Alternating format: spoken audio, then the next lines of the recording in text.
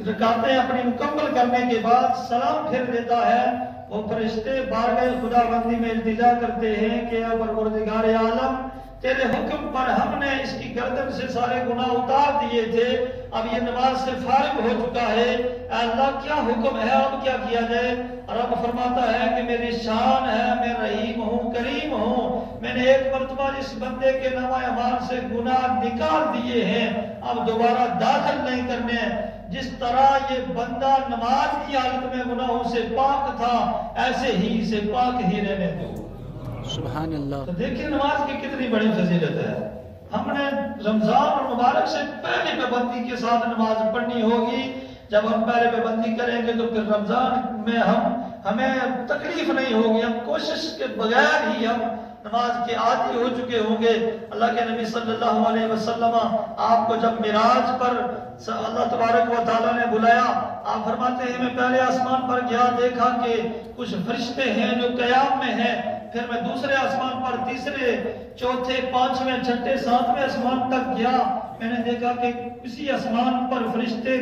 قیام میں ہیں، کسی میں رکوع میں ہیں اور کسی پر سجدے میں ہیں۔ المختصر کے جتنے آسمان پر فرشتے ہیں، کوئی قیام میں ہے، کوئی رکوع میں ہے، کوئی سجدے میں ہے، کوئی تشہد میں ہے، کوئی سلام پھیر رہا ہے۔ کریم آقا صلی اللہ علیہ وسلم آپ فرماتے ہیں میں نے دل میں خیال کیا کہ یہ فرشتے کتنے خوش قسمت ہیں کہ اللہ تبارک و تعالیٰ نے اتنی انہیں فضیلت دی ہوئی ہے کہ یہ کچھ قیام میں ہے، کچھ رکوع میں ہے، کچھ سجدے میں ہے۔ تو اللہ تبارک و تعالیٰ علیم بذات الصدور ہے، اس نے میری دل کی بات کو جان لیا۔ تو آواز آتی ہے کہ ہمارے پیارے نبی، آپ کے جتنے بھی امتی، آپ کے کلمہ پڑھنے والے آپ کے غلام ہیں، ہم نے یہ ساری نماز جو قیام میں فرشتے ہیں، رکوع میں سجدے میں ہیں، یہ ساری اکٹھی کر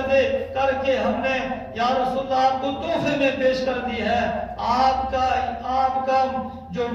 غلام ہے، آپ کا جو ماننے والا ہے، کلمہ پڑھنے والا ہے، آپ کا امتی ہے، وہ نماز ایک پڑھے گا، یعنی ظہر کی یا عصر کی پڑھے گا، اور میں جتنے بھی یہ فرشتے قیام رکوع سجود میں ہیں، ان ساروں کی عبادت کو جمع کر کے آپ کے اس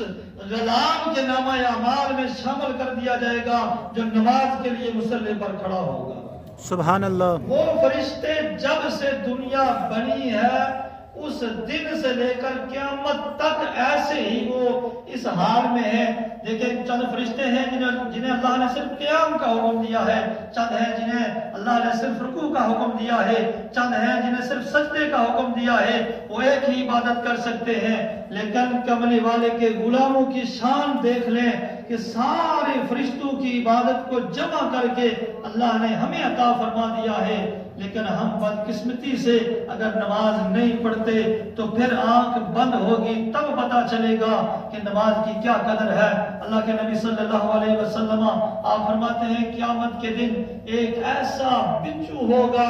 جس کی لمبائی زمین اور آسمان کی مانند ہوگی،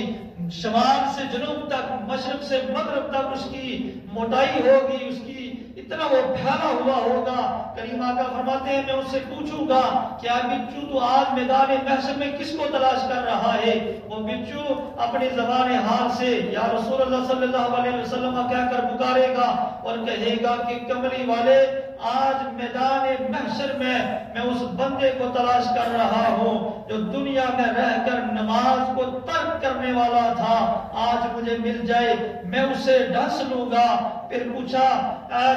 بچو تو اور کس کو تلاش کر رہا ہے؟ روایت میں آتا ہے کہ 4 بندوں کو وہ تلاش کر رہا ہوگا۔ ایک وہ شخص جو دنیا میں رہ کر نماز کو ترک کرنے والا ہوگا، ایک وہ شخص جو والدین کا نافرمان ہوگا، اور ایک وہ شخص جو شراب کا عادی ہوگا، اور ایک وہ شخص جو اپنے اموال کی زکوٰۃ نہیں ادا کرے گا۔ فرمایا ایسے انسانوں کو وہ بچو تلاش کر رہا ہوگا۔ وہ اتنا بڑا بچو آج ہم اس عارضی دنیا میں رہ کر کسی ایسی اشیاء کو دیکھ لیں، کسی سانپ بچھو کو دیکھ لیں تو ہمارے رونگٹے کھڑے ہو جاتے ہیں۔ اس بچھو کا اور اس سانپ کا یہ عالم ہے کہ ہم اسے دیکھ کر کام جاتے ہیں۔ قبر میں جا کر اتنے زہریلے سانپ اور بچھو ہمارے اوپر مسلط کیے جائیں گے کہ ہم اس بات کو بیان کرنے سے قاصر ہیں۔ اس دنیا میں رہتے ہوئے اپنی آخرت کی فکر کرنی چاہیے۔ آنے والی جو دائمی زندگی ہے، جو نہ ختم ہونے والی ہے، اس کے لیے ہمیں تیاری کرنی چاہیے، اور اس دنیا میں ہی رہ کر ہم نے نماز کی پابندی کرنی ہوگی، حقوق العباد کا خیال رکھنا ہوگا۔ پھر جا کر جب ہم قبر میں جائیں گے تو پھر کملی والے وہاں پر تشریف لائیں گے، ہم سے پوچھا جائے گا ما تکون فی حق ھذا الرجل، تو ہم آگے سے یہ کہنے کے قابل ہوں گے کہ ان کے بتائے ہوئے احکامات پر تو ہم نے زندگی گزاری ہے، آج قبر میں آئے ہیں ان کی زیارت کرنے کے لیے، اگر ان کے بتائے ہوئے احکامات کے مطابق ہم نے زندگی بسر نہ کی ہوگی تو پھر ہماری آنکھیں تو ہوں گی، ہم پہچان نہیں سکیں گے، ہماری زبان تو ہوگی لیکن ہم وہاں پر جواب دینے سے قاصر رہیں گے۔ اس دنیا میں رہتے ہوئے اس آخرت کی فکر کی جائے، اور رمضان المبارک کے آنے سے پہلے اپنے سارے معاملات کو کلیئر کرنا ہوگا۔ ہم نے جس بندے کے ساتھ زیادتی کی ہے، جس بندے کا حق ہم نے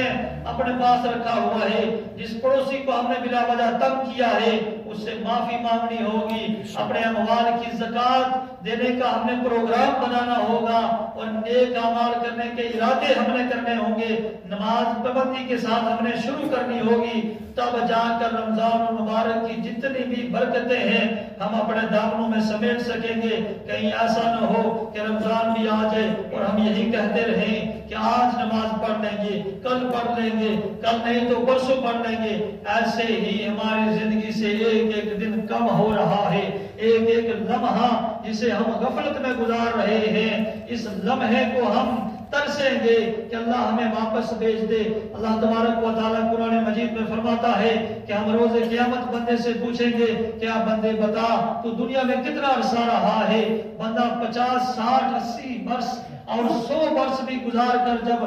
اس دنیا میں جائے گا، اس دنیا جو وہ دنیا نہ ختم ہونے والی ہے، وہاں پر جب جائے گا تو اللہ پوچھے گا تو بندہ یہی کہے گا کہ پروردگار عالم لگتا یہی ہے کہ ایک دروازے سے میں اندر داخل ہوا ہوں، دوسرے سے باہر چلا گیا ہوں، اور ایک روایت کے مطابق آتا ہے کہ بندہ یہی کہے گا کہ اللہ میں دنیا میں ایک لمحہ یا ایک لمحے کا بھی کچھ حصہ دنیا میں رہا ہوں، اتنی طویل زندگی گزارنے کے بعد بھی ہم یہی تصور کریں گے تو پھر دنیا میں ہم نے توبہ نصوحہ کرنی ہوگی، پکی توبہ کرنی ہوگی، آنکھ کھلی ہے توبہ کر لیں۔ ہمارے جو